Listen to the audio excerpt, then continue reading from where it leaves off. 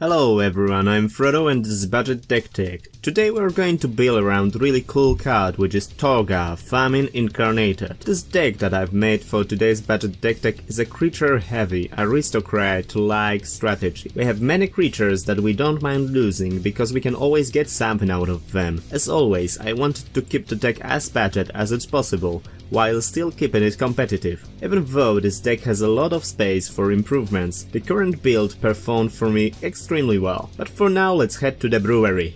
We'll begin with the namesake card of the deck. It is Torgaar, Famine Incarnated. It is 7/6 creature for 8 mana, which makes the life of up to one target player become half of starting life total rounded down. Also, what is the most important thing, we can reduce the cost of it to the minimum of 2 by sacking our creatures. With creatures we have, we should be realistically able to cast it on turn 4 every game we draw into it. It doesn't sound really awesome, since we need to trade here 1, 2 or even 3 creatures for something that doesn't even have trample. But in our deck we don't mind losing creatures. Most of them do their thing by entering the battlefield, have some ability that triggers when they die or can go back from our graveyard. The life reduction ability might work for us in many ways. Normally we want to take 5 to 6 points of life from our opponent, and that is enough, but in the late game we can actually increase our life total.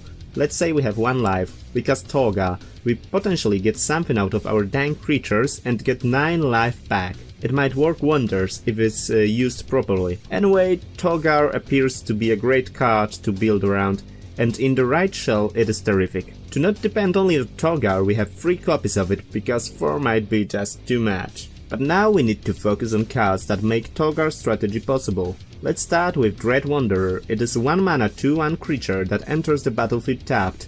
What is great about this is that it comes back for just 3 mana if it would be killed by something or sacrificed.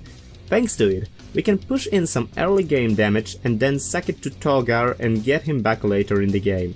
This way we actually don't lose any creature due to Torgaar's ability, but you have to remember that you can reanimate it only if you have 1 or less cards in hand. We have all 4 copies of it in our deck list. The second creature we have is Doomed Dissenter. Not really exciting, 1/1 for 2, but when it dies we get 2/2 zombie out of it. I guess you know where this is going. It is a great card for our sacrificing reasons. It is not a perfect card, but it works well here. And the worst scenario, we can get 2 champ blockers out of 1 card, which is okay. We have 4 copies of it. Another 2-drop we play is Dusk Legion Zealot, our vampire version of Elvish Visionary. It is a 1/1 creature which draws us a card when it enters the battlefield, with the downside that we also lose 1 life. It is a card we need in the deck, since we don't have any other draw spell. I tried to work with Costly Plunder too, but it came out that it wasn't the card we really need. Anyway, Dusk Legion Zealot enters the battlefield, does its job, and then it's ready to champ block or to be sacrificed. I couldn't cut on such an awesome card. We have full playset of it in our deck list. We also include 2 copies of Bontu the Glorified in our deck list. I'm not really a fan of this card, but we have so many creatures to sacrifice that it performs well in our build. For 3 mana we get 4/6 indestructible menace creature that can't attack or block unless a creature you control died this turn.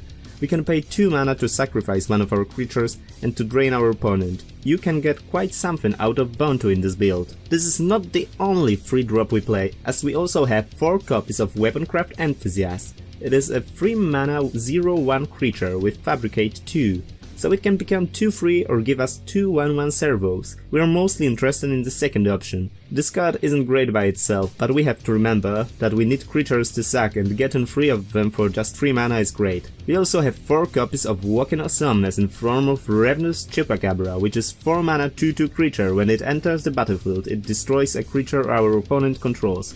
It is double or maybe even triple or more duty card in our list. It is a great answer for big threats that the current standard is filled with. It also provides us with a body on board, so we can push some damage, block something, sacrifice it. It is just great, and it works really well with our next card, which is Whisper, Blood Liturgist. It is our budget version of Liliana, Death's Majesty. For 4 mana we get a creature that for relatively low cost of sacrificing 2 creatures gets back another creature from our graveyard.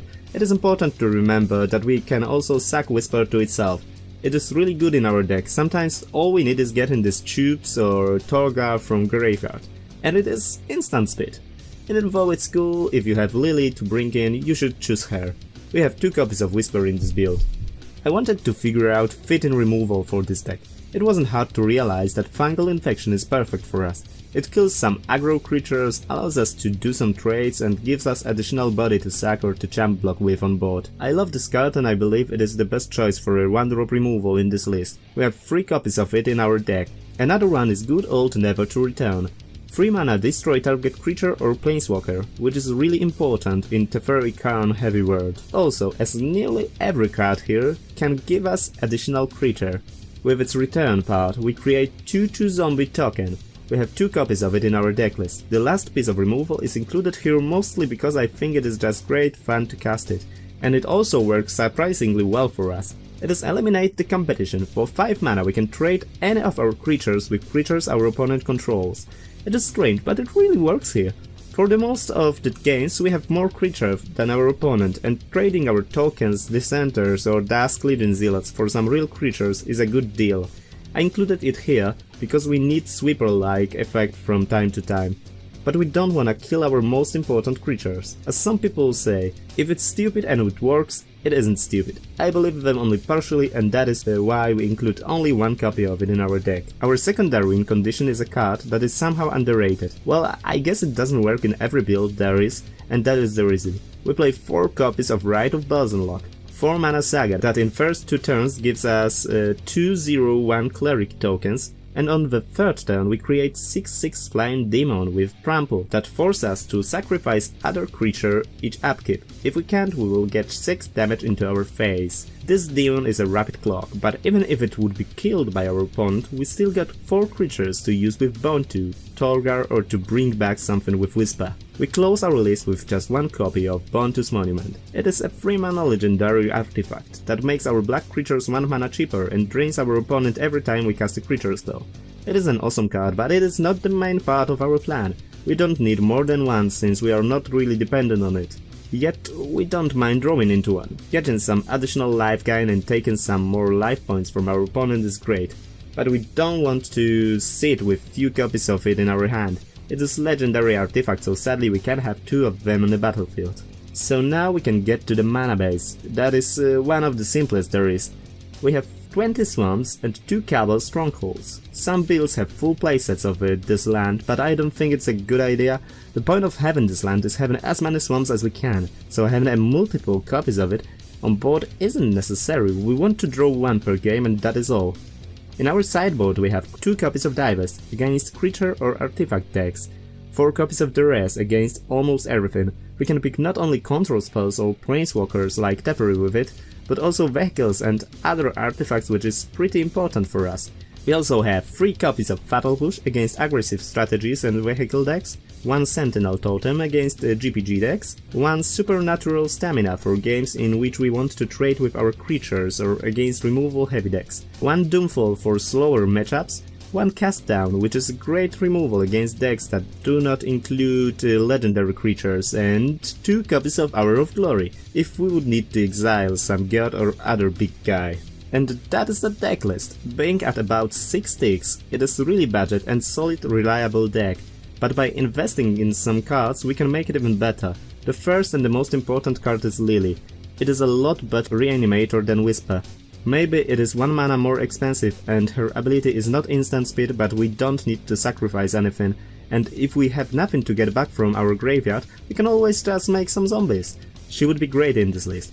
Another card I would buy, if the budget wasn't important, would be Scrapheap Scrounger. That is just perfect card for our strategy with so many ways of sacrificing our creatures.